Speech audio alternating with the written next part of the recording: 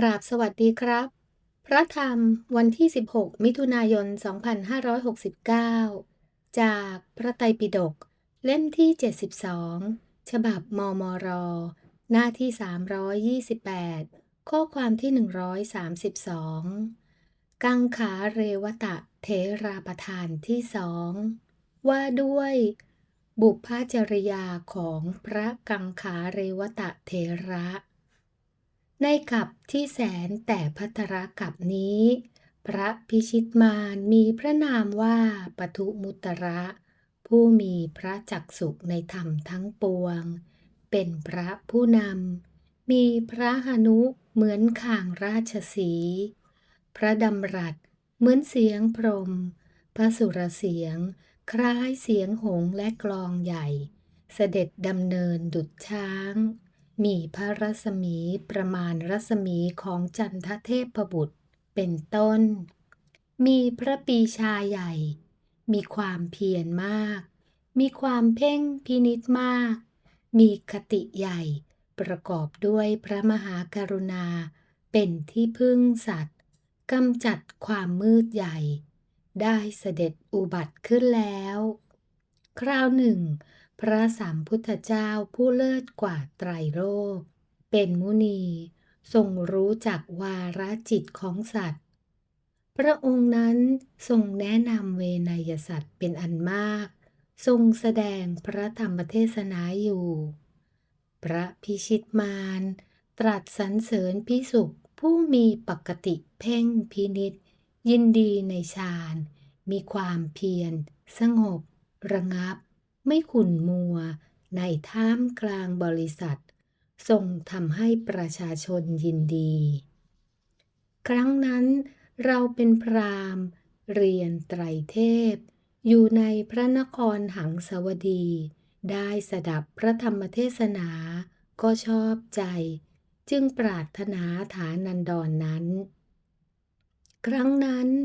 พระพิชิตมารผู้ทรงเป็นพระผู้นำชั้นพิเศษ ได้ตรัสพยากรณ์ในท่ามกลางสงฆ์ว่า จงดีใจเถิดพราหมณ์ ท่านจะได้ฐานันดรนนี้ สมดังมโนรสความปรารถนา ในกัปที่แสนแต่กัปนี้ พระศาสดามีพระนามชื่อว่าโคดม ซึ่งสมภพในวงพระเจ้าโอกากราช จักเสด็จอุบัติขึ้นในโลก ท่านจะได้เป็นธรรมทายาทของพระศาสดาพระองค์นั้น เป็นโอรสอันธรรมะเนรมิตเป็นสาวกของพระศาสดา มีนามว่าเรวตะ เพราะกรรมที่ทำไว้ดี และเพราะการตั้งเจตจำนงไว้ เราละร่างมนุษย์แล้ว ได้ไปเกิดยังสวรรค์ชั้นดาวดึงส์ในภพสุดท้าย บัดนี้เราเกิดในสกุลกษัตริย์ อันมั่งคั่ง สมบูรณ์ มีทรัพย์มากมายในโลกิยนคร ในคราวที่พระพุทธเจ้าทรงเสด็จ มาแล้วแสดงพระธรรมเทศนา ในพระนครกบิลพัสต์เราเลื่อมใสในพระสุคตเจ้า จึงออกบวชเป็นบรรพชิต ความสงสัยของเราในสิ่งที่เป็นกัปปิยะ และอกัปปิยะนั้นๆ มีมากมาย พระพุทธเจ้าได้ทรงแสดงธรรมอันอุดม แนะนำข้อสงสัยทั้งปวง แต่ต่อนนั้น เราก็ข้ามพ้นสงสารได้ เป็นผู้ยินดีด้วยความสุขในฌานอยู่ ในครั้งนั้น พระพุทธเจ้าทอดพระเนตรเห็นเรา จึงได้ตรัสพระพุทธภาษิตว่า ความสงสัยในโลกนี้ หรือโลกอื่น ในความรู้ของตน หรือในความรู้ของผู้อื่นอย่างใดอย่างหนึ่งนั้น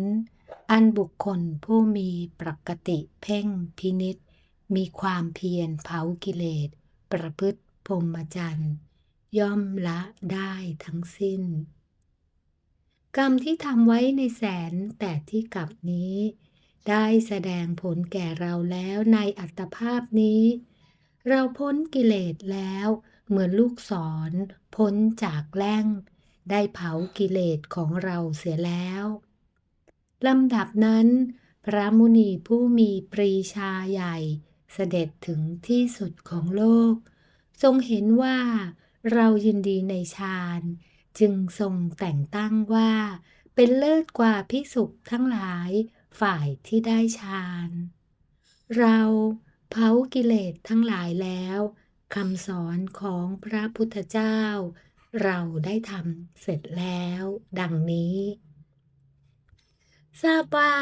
ท่านพระกังขาเรวตะเถระได้ภาสิทธิคาถาเหล่านี้ด้วยประการชนี้แลจบกังขาเรวตะเถราประทานธรรมะสวัสดีธรรมะคุ้มครองรักษาท่านนะครับ